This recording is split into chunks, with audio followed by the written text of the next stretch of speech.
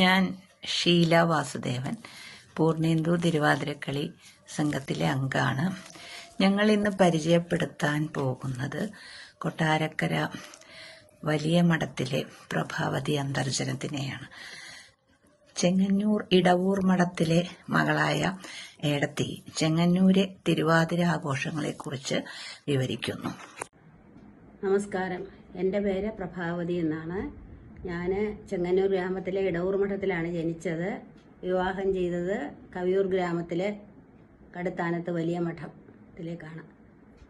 ഈ രണ്ട് സ്ഥലത്തെയും തിരുവാതിര അനുഷ്ഠാനങ്ങളിൽ കുറച്ച് ചെറിയ ചെറിയ വ്യത്യാസങ്ങളൊക്കെ ഉണ്ട്. ചെങ്ങന്നൂർ ഗ്രാമത്തിലാണ് കൂടുതലും വിശേഷമായിട്ട് തിരുവാതിര ആഘോഷിക്കുന്നത് എൻ്റെ അനുഭവത്തിൽ മനസ്സിലായിട്ടുള്ളത്. കാരണം അന്ന് ചെങ്ങന്നൂർ അമ്പലത്തിലെ മഹാദേവൻ്റെ അമ്പലത്തിൽ കൊടിയേറ്റാണ്. കൊടിയേറ്റ് കഴിഞ്ഞ് മകരമാസത്തിലെ തിരുവാതിരയ്ക്കാണ് ആറാട്ട്. ആ 28 ദിവസവും ഉത്സവങ്ങളാണ്. 18 ദിവസത്തെ ചെറിയ ഉത്സവം, 10 ദിവസത്തെ വലിയ ഉത്സവം. അപ്പോൾ നാട്ടുകാർക്കും എല്ലാം അന്ന് ആഘോഷം തുടങ്ങുന്ന ഒരു ദിവസമാണ്. അന്തർജനങ്ങളാണല്ലോ തിരുവാതിര കൂടുതൽ അന്നൊക്കെ ആഘോഷിക്കുന്നത്. അന്തർജനങ്ങൾ 7 ദിവസം മുമ്പൊക്കെ പണ്ട് കുളിക്കുമായിരുന്നു, മാറ്റിപ്പോയി തുടിച്ച് കുളിക്കുമായിരുന്നു. പിന്നെ ഞങ്ങളുടെയൊക്കെ ചെറുപ്പത്തിലായപ്പം സ്കൂളിലൊക്കെ പോകണം, അതുകൊണ്ട് അന്നത്തെ ദിവസം മാത്രമേ ഉള്ളൂ രാവിലെ കുളിയൊക്കെ. രാവിലെ നേരം വെളുക്കുന്നതിന് മുമ്പേ അച്ഛൻ്റെ അമ്മയും വല്യമ്മ എന്നാണ് ഞങ്ങൾ വിളിക്കുന്നത്, അമ്മയും ചെറിയമ്മയും അനിയത്തിമാരും പിന്നെ അച്ഛൻ പെങ്ങന്മാരൊക്കെ ചിലപ്പം വന്ന് കാണും. സ്കൂൾ അവധി ആയതുകൊണ്ട് കുട്ടികൾ കാണും. എല്ലാവരും കൂടെ കുളിക്കാൻ പോകും. അന്നേരം ഈ പിരിശ്ശേരി കൊടുക്കാനുള്ള പുടവ, ചങ്ങല വിളക്ക്, അഷ്ടമംഗല്യം, പിന്നെ ബാല്യക്കാരായിരിക്കും ഇത് പിടിച്ചുകൊണ്ട് വരുന്നത് പുടവയൊക്കെ. എന്നിട്ട് കടവിൻ്റെ മുകളിൽ കൊണ്ടുവച്ച് വെളിച്ചമൊന്നും കാണത്തില്ലല്ലോ, അപ്പം ചങ്ങല വിളക്ക് കൊളുത്തി വയ്ക്കും. എന്നിട്ടാണ് ഗംഗാദേവി ഉണർത്തിക്കൊണ്ടുള്ള പാട്ടൊക്കെ പാടി അത് ഭയങ്കര ശബ്ദത്തിൽ തുടിക്കും. തുടിച്ചു കുളിക്കുന്നത് അക്കരെ നിൽക്കുന്നവർ കേൾക്കണം എന്നാണ്. എത്ര നന്നായിട്ട് തുടിക്കാൻ പറ്റുന്നോ അത്രയും നല്ലതാണെന്ന് പറയും. അച്ഛൻ്റെ അമ്മയൊക്കെ തുടിക്കുന്നത് ഭയങ്കര ശബ്ദം കേൾക്കുമായിരുന്നു. ഈ ഒരു കൈ മടക്കി മറ്റേ കൈ നിവർത്തി വെച്ച് ഇങ്ങനെ അടിക്കുമ്പോൾ, വെള്ളത്തിൽ കൂടെ അടിക്കുമ്പോൾ ഭയങ്കര ശബ്ദമാണ്. പിന്നെ മലരി ഉണ്ടാക്കുക, അങ്ങനെ പതപ്പിച്ച് അതിനകത്ത് മുങ്ങുക, ഒരു മേളമായിരിക്കും. അത് കഴിഞ്ഞ് മോളിൽ വന്ന് പിരിശ്ശേരി ഉടുക്കും. പിരിശ്ശേരി ഉടുക്കുക എന്ന് പറയുന്നത് അവിടുത്തെ ഒരു സമ്പ്രദായമാണ്. ഈ ഇരട്ടമുണ്ട്, കോടിയലയ്ക്ക് ഇരട്ടമുണ്ട്, പുറകിൽ ഞൊറി വെച്ച് തെറ്റുടുക്കുന്ന പോലെ ഉടുക്കുക. അങ്ങനെ ഉടുത്തിട്ട് കൊച്ചു കുട്ടികളാണെങ്കിൽ മേൽമുണ്ട് ഉടുക്കാറില്ല. വലിയൊരു മേൽമുണ്ട് ഉടുത്ത് കുരവയൊക്കെ ഇട്ട് കറിയൊക്കെ ചൂടി ചന്ദനമൊക്കെ തൊട്ട് ഒരുങ്ങി കടവിൽ നിന്ന് കയറി വരും. വന്നിട്ട് അമ്മയായിരിക്കും മിക്കവാറും പൂജ കഴിക്കുന്നത്. ചെങ്ങന്നൂർ ഗ്രാമത്തിൽ തിരുവാതിര ഉച്ചയ്ക്കേ തുടങ്ങത്തുള്ളെങ്കിലും അന്ന് നൊയമ്പുണ്ടെങ്കിൽ രാവിലെ തന്നെ അവിടെ നേദ്യം ഉണ്ടാവും, നിർബന്ധമാണ് എല്ലാ മഠങ്ങളിലും. പീഠം വെച്ച് കിഴക്കോട്ടിരുന്ന്, കിഴക്ക് വശത്തെ മുറിയിലായിരിക്കും കിഴക്കോട്ടിരുന്ന് അമ്മ 4 ദേവതകളെ ആവാഹിച്ച് പൂജ കഴിക്കും. അതായത് ഗണപതിയും ശിവനും ശ്രീപാർവതിയും ദുർഗയും ഉണ്ടാവും. ദേവതമാർക്കെല്ലാം നേദിക്കും. മിക്കവാറും രാവിലെ ചാമപ്പായസമാണ് വെക്കുന്നത്. ചാമപ്പായസവും പിന്നെ കരിക്കും വെറ്റയും നേദിക്കും രാവിലെ. അപ്പോൾ രാവിലത്തെ ചടങ്ങുകൾ കഴിഞ്ഞു. എന്നിട്ട് എല്ലാവരും കൂടെ അമ്പലത്തിൽ പോകും. ഈ ചെങ്ങന്നൂർ ഗ്രാമത്തിലെ അന്തർജനങ്ങൾ എല്ലാവരും മിക്ക മഠങ്ങളിലും നടക്കാൻ പറ്റുന്നവരെല്ലാവരും തന്നെ ചെങ്ങന്നൂർ അമ്പലത്തിൽ അന്ന് തൊഴും പോയി. അവിടെ വെച്ചാണ് എല്ലാവരും കൂടി ചേരുന്നതും കാണുന്നതും എവിടെയാണ് തിരുവാതിര എന്നൊക്കെ തീരുമാനിക്കുന്നതും ഒക്കെ. പിന്നെ പുത്തൻ തിരുവാതിരയോ പൂത്തിരുവാതിരയോ ഉണ്ടെങ്കിൽ നേരത്തെ ക്ഷണം ഉണ്ടാവും. അപ്പോൾ അവിടെ ആയിരിക്കും, കേമമായിട്ടായിരിക്കും പായസവും ഒക്കെ ഉണ്ടാക്കിയാണ് അവിടെ തിരുവാതിര നടത്തുന്നത്. അപ്പോൾ രാവിലത്തെ കഴിഞ്ഞ് പിന്നെ നൊയമ്പാണല്ലോ, അന്നത്തെ ദിവസം നൊയമ്പ്. അതായത് ഉച്ചയ്ക്ക് പുഴുക്കോ പിന്നെ ഗോതമ്പ് ചോറോ ചാമച്ചോറോ എന്തെങ്കിലും വയ്ക്കും. പായസം ഉണ്ടാവും, ഏത്തപ്പഴം പുഴുങ്ങിയത്, ഉപ്പേരി എല്ലാം കാണും. അരിയാഹാരം കഴിക്കരുതെന്നേ ഉള്ളല്ലോ. എന്നിട്ട് അത് കഴിഞ്ഞ് വൈകുന്നേരം ആകുമ്പോഴത്തേക്ക് എട്ടങ്ങാടിയുടെ പരിപാടി തുടങ്ങും. എട്ടങ്ങാടി എന്ന് പറയുമ്പോൾ 8 കൂട്ടം കിഴങ്ങ് വർഗ്ഗങ്ങളും പിന്നെ പയറും ഒക്കെ കൂടാണല്ലോ.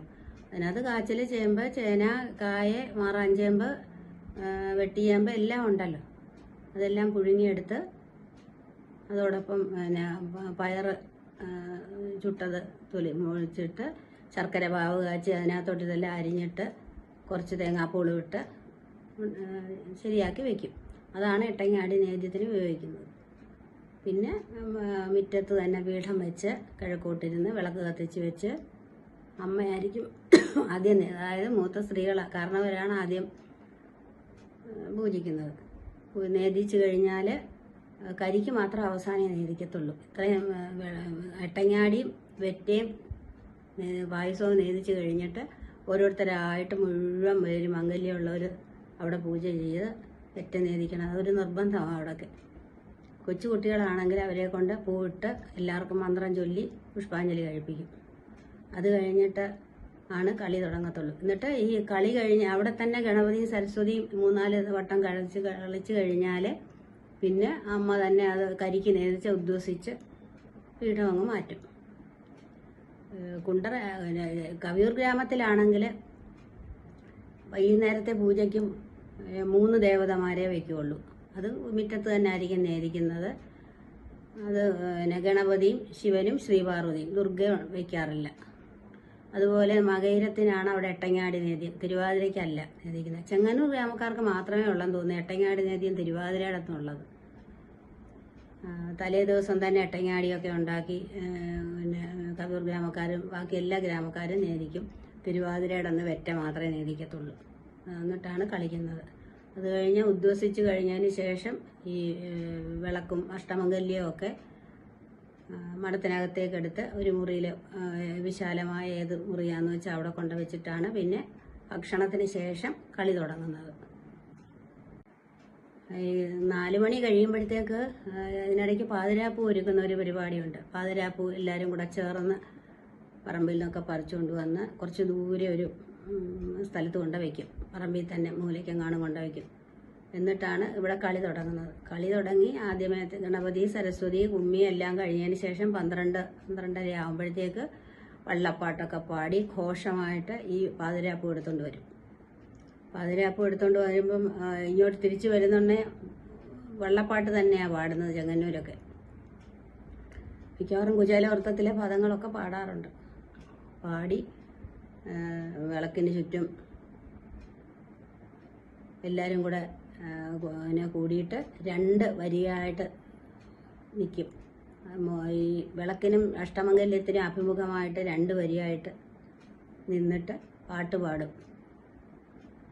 അതായത് ഈ ഒരാൾ ഒരു കൂട്ടർ പറയും, ഈ പാതിരാപ്പൂ ചൂടാൻ പോകുന്നതിന് മുമ്പേ ഒരു പാട്ട് പാടും. ഒന്നാകും തൃശ്ശൂരെ മതിലകത്തു നിൽക്കുന്ന ആലിലഞ്ഞി പുത്തിലഞ്ഞി പൂവറിക്കാൻ പോരൻ പോരൻ. അപ്പോൾ ഇപ്പുറത്തെ ലൈനിലുള്ളവർ ഇങ്ങനെ നടന്നുകൊണ്ട് പാടും, തൃപ്പനങ്ങാട്ടപ്പനാണേ ഞങ്ങളാരും പോരുന്നില്ല. ഇത് കള്ളയാണ ഇടുക എന്നാണ് പറയുന്നത്. ആണയിട്ട് പറയും. അങ്ങനെ 10 പ്രാവശ്യം ചൊല്ലിക്കഴിഞ്ഞിട്ട് ഓടി വന്ന് 2 കൂട്ടരും കൂടെ പിന്നെ പലക ഇട്ട് അതിലിരുന്നിട്ടാണ് പാതിരാപ്പൂ ചൂട്ടുന്നത്. ഇത് 2 ലൈനായിട്ട് തിരിക്കുന്നതിന് അവിടെയൊക്കെ ഒരു കഥ പറയുന്നത് അപ്പനുള്ളവരും അപ്പനില്ലാത്തവരുമാണ് 2 ലൈനായിട്ട് നിൽക്കേണ്ടതെന്ന്. കാരണം 2 ലൈനിലും ഈ കള്ളയാണ ഇടാൻ ആർക്കും ഇഷ്ടമല്ല. അതുകൊണ്ട് തൃപ്പനങ്ങാട്ട് അപ്പനാണേന്ന് പറയുന്നതുകൊണ്ട് അപ്പന്മാർക്ക് ദോഷമാണ് അങ്ങനെ പറഞ്ഞാൽ.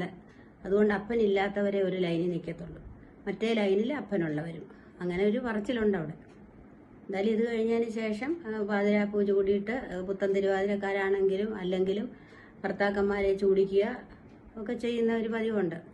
അത് കഴിഞ്ഞിട്ട് നൂണുകളി, പിന്നെന്താ ഓടിക്കളി, വലകോർത്ത് കളി, ഇതെല്ലാം നടന്നു. അപ്പോഴത്തേക്ക് ഉറക്കം വന്ന് തൂങ്ങുമല്ലോ എല്ലാവർക്കും. കട്ടൻ കാപ്പിയൊക്കെ കുടിച്ചതിന് ശേഷം ഇതും കഴിഞ്ഞ് രാവിലെ തിരുവാതിര ഉണ്ടെങ്കിൽ ചെങ്ങന്നൂക്കാർ വീണ്ടും നേദിക്കും. തിരുവാതിര നാഴിക തീരുന്നിടം വരെ ആ നേദ്യം ഉണ്ടാവും, രാവിലെയും വൈകിട്ടും. മറ്റേ കവിയൂർ ഗ്രാമത്തിലാണെങ്കിൽ അങ്ങനെയില്ല. തിരുവാതിര ഇത് കഴിഞ്ഞ് കുളിച്ച് എല്ലാവരും പിരിയുന്നു, അത്രയേ ഉള്ളൂ. ഇത്രയൊക്കെയാണ് വ്യത്യാസങ്ങളുള്ളത്. ഈ മകയിരം നേദ്യവും ഈ 3 ദേവതമാരെ ആവാഹിക്കുന്നതും പ്രധാന വ്യത്യാസങ്ങളായിട്ട് എനിക്ക് തോന്നിയിട്ടുണ്ട്. ഞാൻ എവിടെയൊക്കെ പോയിട്ടുണ്ടെങ്കിലും ചെങ്ങന്നൂരെ തിരുവാതിര പോലെ ഒരു വിശേഷമായിട്ട് വേറെ എങ്ങും ഞാൻ കണ്ടിട്ടില്ല. അത് നമ്മുടെ ഒരു ജന്മസ്ഥലമായതുകൊണ്ടാണെന്ന് എനിക്ക് തോന്നുന്നില്ല. അവിടുത്തെ ഒരു പ്രത്യേകതയാണ് അത്. ഓക്കെ.